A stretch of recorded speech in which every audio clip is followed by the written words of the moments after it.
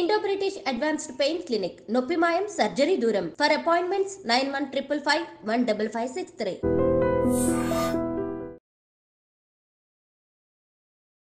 Hi hello నమస్తే welcome back to iDream media. ఈరోజు మనతో ఉన్నారు సర్టిఫైడ్ ఫైనాన్షియల్ ప్లానర్ అయిన డాక్టర్ అనిల్ కుమార్ బచ్చు గారు. ముఖ్యంగా ఈరోజు ఎపిసోడ్లో మనము ఎన్ఎఫ్ఓల గురించి అండ్ వాటికి సంబంధించిన మ్యూచువల్ ఫండ్స్ సంబంధించిన విషయాలు తెలుసుకుందాం. నమస్తే స్వామి. నమస్తే అండి. స్వామి, మ్యూచువల్ ఫండ్స్లో వచ్చి ఈ ఎన్ఎఫ్ఓలు ఏవైతే ఉన్నాయో వాటికి క్రేజ్ బాగా పెరుగుతుందని చెప్పాలి. ఈ న్యూ ఫండ్ ఆఫర్స్ అనేవి బెటర్ అంటారా, లేకపోతే ఆల్రెడీ ఎగ్జిస్టింగ్ మ్యూచువల్ ఫండ్స్ అనేవి బెటర్ అంటారా? క్లారిటీ రావట్లేదు మన ఆడియన్స్కి. మీరు కాస్త సజెషన్ ఇవ్వాలి. చాలామంది ఏంటంటే ఎన్ఎఫ్ఓల్ని ఐపీఓ లాగా చూస్తారు. ఐపీఓలు ఏంటంటే దెర్ ఈజ్ ఏ లిమిట్. అంటే ఒక కంపెనీ ఐపీఓలు ఏంటంటే ఇన్ని షేర్లే మార్కెట్లో అమ్ముతాను అని ఐపీఓకి వస్తుంది. అండ్ ఆ అమ్మే షేర్స్లో కూడా రీటైల్ ఇన్వెస్టర్స్ అని, ఇన్స్టిట్యూషనల్ ఇన్వెస్టర్స్ అని సపరేట్గా సపరేట్గా చేస్తుంది. 20% రీటైల్, 80% అని చెప్తుంది. So there is a shortage, artificial shortage ఉంటుంది. అప్పుడు ఐపీఓకి అందుకే ఏంటంటే చాలామంది అప్లై చేసుకుంటారు. సో ఆ క్రేజీ అనుకోండి, ఆ ఫినామినానే సైకాలజీనే ఇక్కడ కూడా వాడుతున్నారు జనాలు. బట్ ఎన్ఎఫ్ఓ ఏంటంటే మ్యూచువల్ ఫండ్ ఎన్ఎఫ్ఓ అంటే ఒక కొత్త ఫండ్ వచ్చే ముందు వాళ్ళు ఈ ఎన్ఎఫ్ఓ ద్వారా ఇన్వెస్ట్మెంట్ రేజ్ చేసి XYZ డేట్ నుంచి లెట్స్ సే 1 ఫిబ్రవరి నుంచి ఈ ఫండ్ ఇన్వెస్ట్ చేస్తాము. ఈ లోపల మేము ఎన్ఎఫ్ఓ ఈ 15 రోజులు, 20 రోజులు, 1 మంత్ రన్ చేస్తున్నాము. సో దట్ ఎవరైతే ఇన్వెస్ట్ చేద్దాం అనుకుంటున్నారో ఇన్వెస్ట్ చేయొచ్చు. ఎట్ 10 రూపీస్ ఫేస్ వాల్యూనే ఉంటుంది. సో ఈ 10 రూపీస్ ఫేస్ వాల్యూ అనేది మన ఇన్వెస్టర్స్ ఏంటంటే అంటే ఫాల్స్ హోప్, అంటే అనుకుంటారా రేపు 10 రూపీస్లో దొరుకుతుంది కాబట్టి తొందరగా పెరగచ్చు. నేనేదో పాత ఫండ్ ఉంది, ఒక 10 ఇయర్స్ ఫండ్ ఉంది, ఆ 20 ఇయర్స్ ఓల్డ్ ఫండ్స్ కూడా ఉన్నాయి, 30 ఇయర్స్ ఫండ్స్ కూడా ఉన్నాయి మన దగ్గర మార్కెట్లో.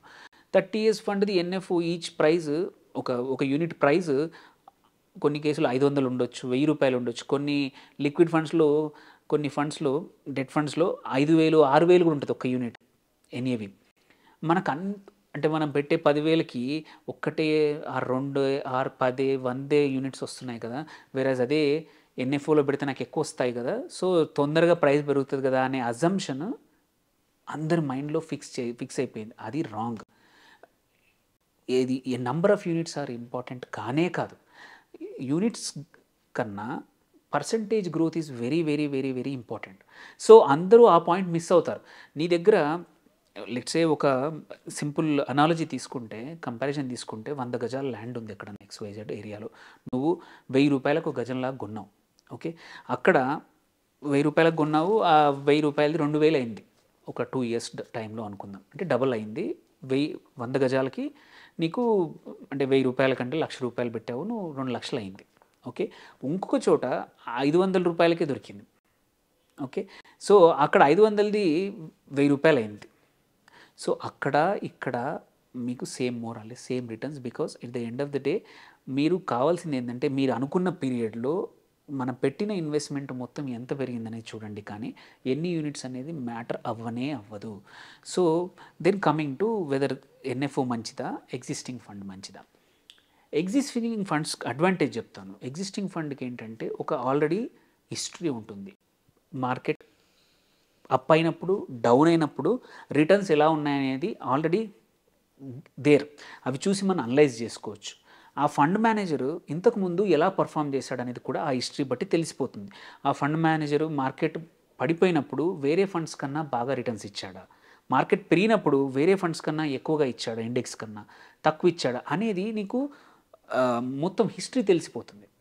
అండ్ ఆ ఫండ్ లెట్స్ సే ఇది ఒక లార్జ్ క్యాప్ ఫండ్ అని చెప్పాను, అడ్వర్టైజ్ అయింది ఎగ్జిస్టింగ్ ఫండ్. నిజంగానే ట్రూ టు ఇట్స్ లేబుల్, అంటే నిజంగానే మంచి లార్జ్ క్యాప్స్లో ఇన్వెస్ట్ చేశారా అనేది కూడా మనకు తెలిసిపోతుంది. వేరేస్ కొత్త ఫండ్కి వచ్చేప్పటికి ఫస్ట్ ఆ ఫండ్ మేనేజర్, పాత ఫండ్ మేనేజర్ అయితే అట్లీస్ట్ మనకి కొంచెం ఉన్న దాంట్లో కొంచెం బెటర్. ఎందుకంటే ఆల్రెడీ ఆయన వేరే ఫండ్స్ మేనేజ్ చేసిన దాని మీద మనకు పర్ఫార్మెన్స్ తెలుసు కాబట్టి మేబీ హీ విల్ డూ, ఆయన కానీ ఆవిడ కానీ అలాగే చేయగలుగుతారనే అవకాశం ఉంది. అదొక్కటే మనకు బెనిఫిట్. బట్ అదర్వైజ్ ఈ థీమ్ ఎగ్జాంపుల్ ఒక కొత్త FMCG ఫండ్ అని వచ్చింది ఎగ్జాంపుల్ సింపుల్గా.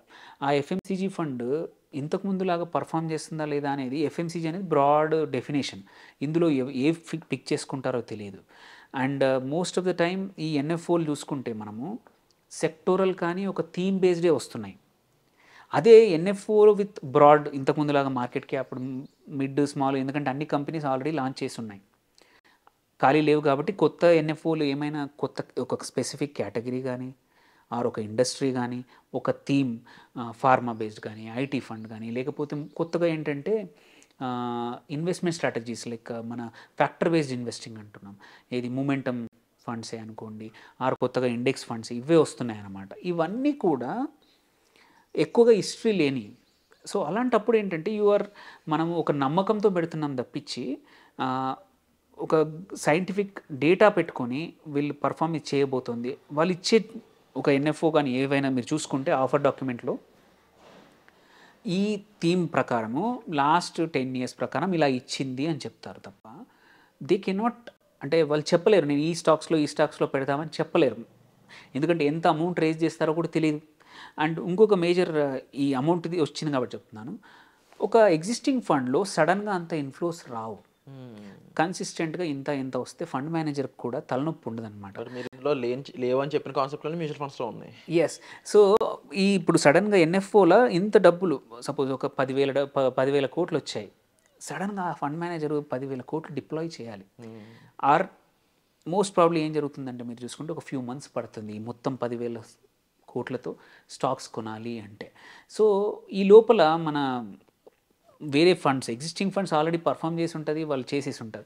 సో జనరల్గా ఏంటంటే మాత్రం అన్లెస్ మీకు ఒక సెక్టర్లో ఎంటర్ కావాలి, లైక్ ఎగ్జాంపుల్ ఇన్నోవేషన్ ఫండ్ వచ్చాయి కొన్ని కంపెనీస్వి, నాకు ఇన్నోవేషన్ ఫండ్స్ ఏంటి కొత్త సెక్టర్స్లోనే న్యూ ఏజ్ ఏమంటారు ఐటీ కంపెనీసే కానీ న్యూ ఏజ్ ఎనర్జీ కంపెనీస్ కానీ న్యూ థీమ్ అంటే ఇన్నోవేటివ్ కంపెనీస్లోనే ఎగ్జిస్టింగ్ ఇండస్ట్రీలో కూడా ఇన్నోవేటివ్ కంపెనీస్లోనే పెడుతున్నారు అనమాట, ఇన్వెస్ట్ చేస్తున్నారు ఫిన్టెక్లో కానీ అగ్టెక్లో కానీ. అలాంటివి నాకు ఇంతవరకు నేను చేసిన దాంట్లో లేవు. నేను చేస్తాననే వ్యూ ఉండి ఇన్వెస్ట్ చేస్తే పర్లేదు.